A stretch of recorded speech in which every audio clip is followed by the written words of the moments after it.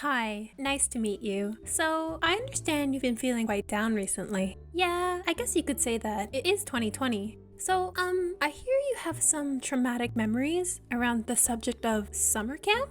Yeah, you could say that. Curious, very curious. And why do we feel this way? Well, to begin, it was a dark and stormy summer. Wait, hold up. I need to channel a more appropriate appearance. I need a getup similar to a character who is constantly disrespected and hated on no matter what he does, plus has a mutual hate for summer camp. Perfect! I recently watched the Charlie Brown summer camp special, so if you know, you know. Anyways, it all begins when I was a child. During the summer, I was sent to summer camp because my parents had to work and they didn't trust me being home alone, which I understand now. However, I didn't spend time at one of those nice summer camps that all the privileged rich kids get to go to, with all the nice cabins, the banana boats, and actual plumbing. No, I was sent to one of the more affordable summer camps. YMCA camp, oh baby, the time of your life. Now, I really hated camp for multiple reasons. I don't entirely blame the YMCA, I guess I'm just not an outdoors person, but I also had no choice in the matter of going. In my opinion, it wasn't a democratic decision one bit, all in favor of child going to summer camp. Well, additionally, because I think it's an affordable option of summer camp, you do get a variety of characters going there. AKA, I think a lot of parents send their kids there because they know they're too much to handle for them, so they need other people to look after them during the day because they know how much work it is to entertain these monkeys. Plus, you have mostly high schoolers in charge of these camps, so how do I say this without being insensitive? Yeah, not the most organized structure, since I feel like it's run by a bunch of babbling baboons. So while I rated Camp 0 on the fun scale, there was a little bit of relief because it was a day camp. Thus, I got to go home during the evening for my beauty sleep and I didn't have to stay overnight until my cousin joined. My mom and aunt devised a plan that my cousin would join me at camp.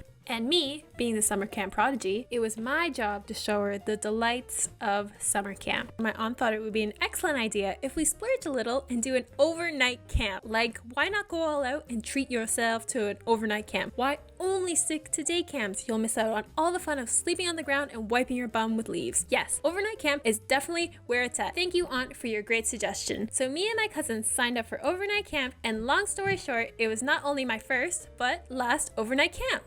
Good times. On Monday morning, bright and early, me and my cousin arrived at the camp pickup spot and waited for the other children. However, I noticed there was something a little bit off about her. I've seen the Monday morning blues, and this definitely wasn't it. My cousin took it upon herself to go mute. Yes, she decided that words and sounds are definitely not necessary at camps like this. Actually, that may be true. In the time, I wanted to tell her that this is not great behavior. And did she know that silence is violence? I'm assuming she took the stranger danger warning a little too seriously. The camp counselors were also not too happy with her as she wouldn't sing their camp songs. But maybe looking back at this was a smart move because those camp songs are f***ing annoying. The protocol at camp was if the counselor started singing randomly, it was expected that all kids sing back at them. For example, There was a great big mouse. There was a great big mouse. Who liked to drink a lot of juice? Who liked to drink a lot of juice? The Moose song still haunts me to this day. So, because some kids have not a drop of empathy in their bodies, they decided that my cousin being on silent mode was quite the opportunistic occurrence to tyrannicize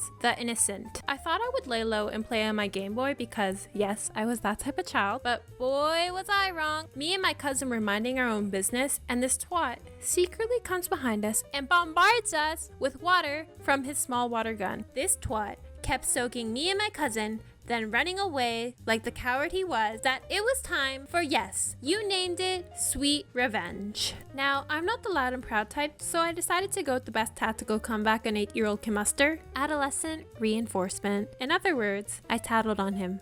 Now, the camp counselors were prepared for chumps like this, not because they knew the good old 1-2, but because they had their good old friend bribery. The camp counselors bribed Satan with sour watermelons to stop his reign of terror, and unlike most antagonists, he dropped his weapon. All I can say is, never underestimate the power of sugar. So, the rest of the day we survived on a diet of hot dogs with purple ketchup, freezies, and burnt marshmallows. All the nutritional value prepubescents could ever dream of. There were other snacks. However, these were illegal black market snacks. Kids would bring these snacks from home and sell them off to desperate picky eaters. The snack smuggling ring was the least of my problems though, as I had larger issues to sail my way. Then it became bedtime. The chaos of the overnight camp was about to peak. At our campsite when we arrived, the tents were already set up for the campers and the camp counselors to move into. This was a big mistake. The evening rolled around and we were assigned 4 kids per tent. Me and my group members got into the tent and we started to prepare for sleep until we noticed that the tent had some bugs inside. I mean, I guess we accepted this was just part of camping. We told our counselors before we slept, but she said there was nothing they could do because there was no other places to sleep and we were just gonna have to suck it up. We were all pretty tired, so we crawled into our sleeping bags and drifted off to sleep to the slight sounds of buzzings in our ears. Now, I must have been looking like an absolute snack that night because when I woke up in the morning, I was covered with mosquito bites. My face, neck, body, arms were covered with bumps. I've never felt so itchy and so ugly at the same time. Until I hit puberty, of course. Rough times there. Because kids have no empathy, in the morning, everyone was staring and laughing at me and I became the clown I never knew I was. So the camp counselors looked into our tent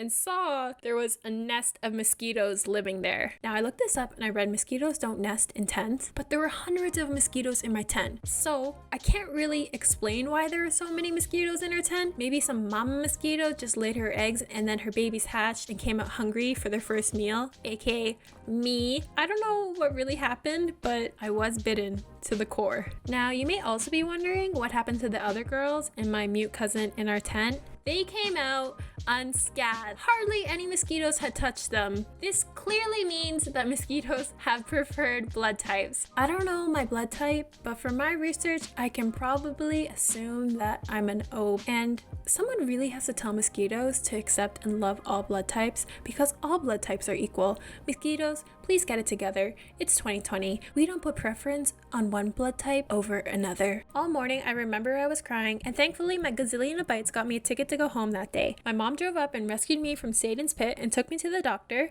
At the end of the day, I was A-okay. And my parents blessed me with the promise that I would never have to go back to overnight camp. So yeah, I'm trying to reflect and think of a lesson I learned from this experience. And maybe just don't trust the authority and judgment of high schoolers because Charles Darwin was right and natural selection will come for you regardless of your feelings. The end. Thanks for watching. If you like my video, please comment, like, and subscribe to see the next video that I put out next. Okay, bye!